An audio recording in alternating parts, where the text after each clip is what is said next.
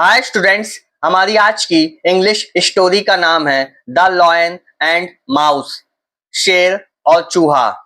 A lion was sleeping in a forest. Full stop. देखिए, आ से लेकर के फॉरेस्ट तक का जब हिंदी में अनुवाद करेंगे तो आखिरी में रहा था, रही थी, रहे थे आएगा। कैसे पता चला? क्योंकि देखिए, ए से लेकर के फॉरेस्ट तक हमारा किस टेंस का सेंटेंस है?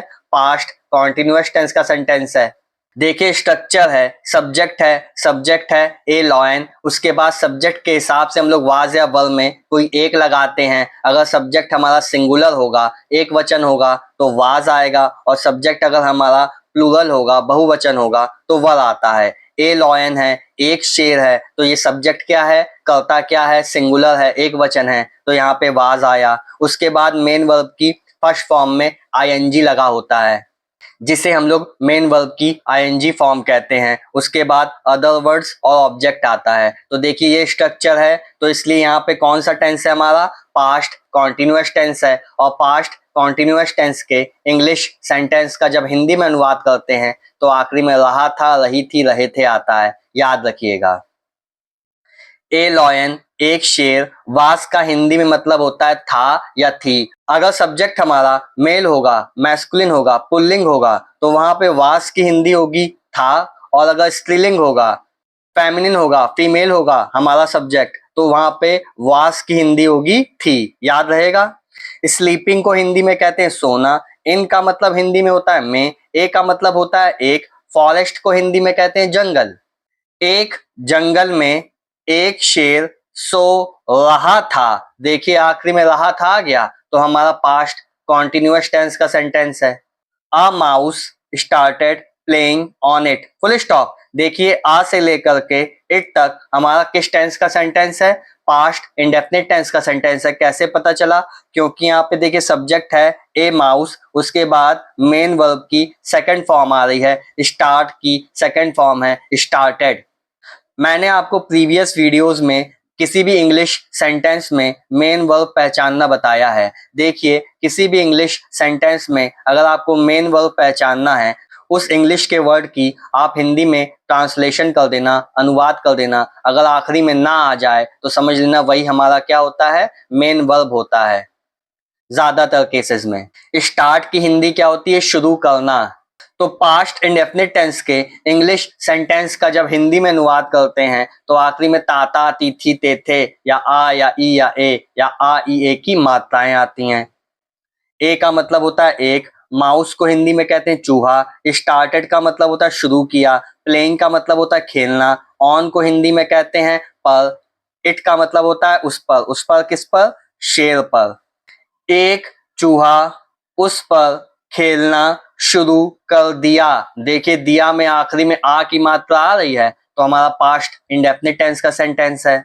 The lion got disturbed and woke from his sleep. Full stop. देखिए, दा से लेकर के स्लीप तक का जब हिंदी में अनुवाद करेंगे तो आखिरी में ताता, तीथी, तेथे, या आ या ई या ए या आ ई ए की मात्राएं आएंगी। क्यों? क्योंकि दा से लेकर के स्लीप तक हमारा पास्ट इंडेफिनिट टेंस का सेंटेंस है। बेसिकली यहाँ पे दो पास्ट इंडेफिनिट टेंस के सेंटेंस हैं जो एंड कंजंक्शन से जुड़े हुए हैं। देखिए, कंजंक्शन क्या होता है? दो अंग्रेजी के वाक्यों को जोड़ने के लिए जिन शब्दों का, जिन इंग्लिश के वर्ड का हम लोग प्रयोग करते हैं, उपयोग करते हैं, उन्हें हम लोग क्या कहते हैं? कंजंक्शन कहते हैं।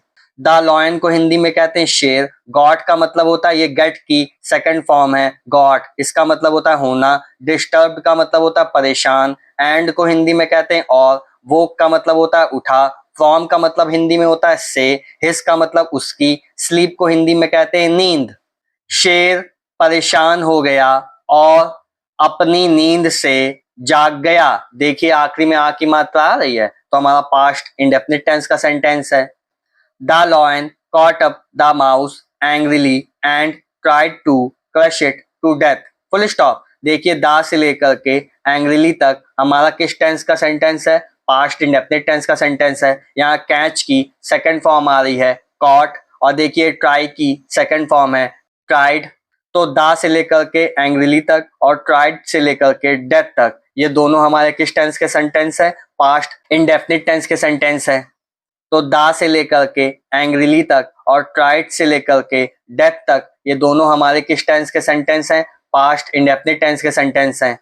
लॉयन को हिंदी में कहते हैं शेर, कॉट अप का मतलब होता है पकड़ा, माउस को हिंदी में कहते हैं चूहा, एंग्रीली का मतलब होता है गुस्से में, एंग्रीली का मतलब क्या होता है? गुस्से में, एंड का मतलब होता है और, ट्राइड का मतलब होता है कोशिश करना, क्रश का मतलब होता है दबाना, इट का मतलब उसे, उसे किसे? चूहे को, टू डेथ मतलब मरने तक, डेथ का मतलब होता है मरने, टू डेथ का मतलब होता है मरने तक।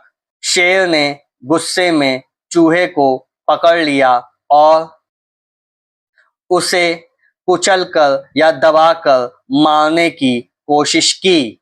देन को हिंदी में कहते हैं फिर। The mouse prayed to the lion to spare him and promised to help him when needed. Full stop. देखिए माउस को हिंदी में कहते हैं चूहा, प्रेड का मतलब होता है प्रार्थना करना। देखिए दा से लेकर के हिम तक और प्रॉमिस्ड से लेकर के नीडेड तक ये सब हमारे किस टेंस के सेंटेंस हैं? ये दोनों हमारे पास्ट इंडेफिनिट टेंस के सेंटेंस हैं, क्योंकि यहाँ पे देखिए सब्जेक्ट है द माउस, उसके बाद प्रे की सेकंड फॉर्म आ रही है प्रेड। प्रे का मतलब होता है प्रार्थना करना, प्रॉमिस्ड का मतलब होता है वादा करना। माउस को हिंदी में कहते हैं चूहा, प्रेड का मतलब होता है प्रार्थना किया, टू द लॉयन का मतलब शेर से, टू स्पेयर हिम, स्पेयर का मतलब होता है माफ करना या क्षमा करना, हिम का मतलब उसे, एंड को हिंदी में कहते हैं और, प्रॉमिस्ड का मतलब होता है वादा किया, टू हेल्प हिम उसकी मदद करने का, हेल्प का मतलब होता है मदद करना, हिम का मतलब उसकी, व्हेन का मतलब हिंदी में होता है जब, नीडेड का मतलब होता है जरूरत पड़ने पर। नीडेड का मतलब क्या होगा? जब जरूरत होगी तो वो उसकी मदद करेगा, अगर वो उसे माफ कर दे, क्षमा कर दे, उसने ऐसी प्रार्थना की।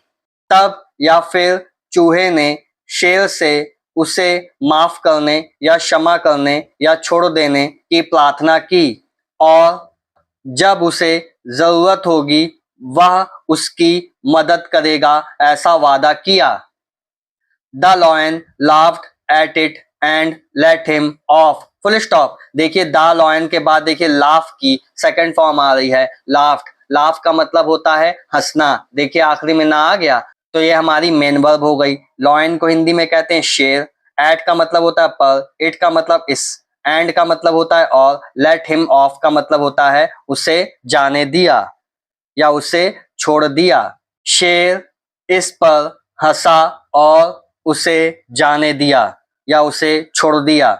वन डे, वन को हिंदी में कहते हैं एक, डे को हिंदी में कहते हैं दिन, एक दिन, one day the lion was caught in a net spread by a Hunter. Full stop. देखिए दा से लेकर के हंटर तक का जब हिंदी में अनुवाद करेंगे तो आखिरी में या तो था आएगा या थी आएगा। क्यों? क्योंकि यहाँ पे वाज लगा हुआ है। वाज हमारी पास्ट टेंस की हेल्पिंग वर्ब होती है और वाज का हिंदी में मतलब होता है था या थी। देखिए हेल्पिंग वर्ब क्या होती है। देखिए हेल्पिंग को हिंदी में कहते हैं सहायक, वर्ब को हिंदी में कहते हैं क्रिया।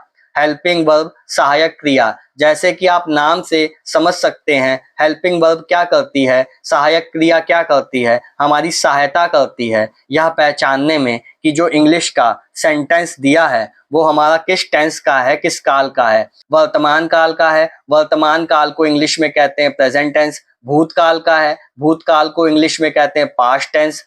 और भविष्य काल का है, भविष्य काल को इंग्लिश में कहते हैं फ्यूचर टेंस।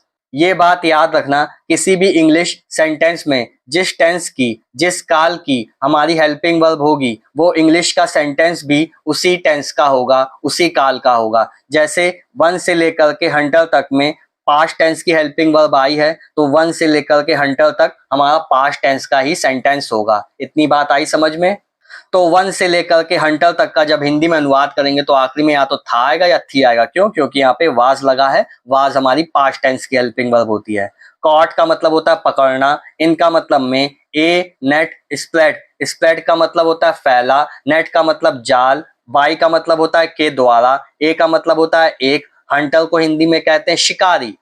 एक दिन शेर एक शिकारी द्वारा फैलाए गए जाल में फंस गया था या पकड़ा गया था। It rolled and tried to escape but in vain, full stop. देखिए इट से लेकर के वेन तक ये भी हमारा किस टेंस का सेंटेंस है, पास्ट इंडेफिनिट टेंस का सेंटेंस है, क्योंकि यहाँ पे सब्जेक्ट है इट, इसके बाद मेन वर्ब की सेकंड फॉर्म आ रही है, ये रोल की सेकंड फॉर्म है लोड, इसका मतलब होता है दहाड़ा, एंड का मतलब होता है और, ट्राइड का मतलब होता है कोशिश करना। देखिए इट लोड, वह दहाड़ा, and tried to escape but in vain, full stop. देखिए ट्राइड से लेकर के वेन तक ये भी हमारा पास्ट इंडेफिनिट टेंस का सेंटेंस है।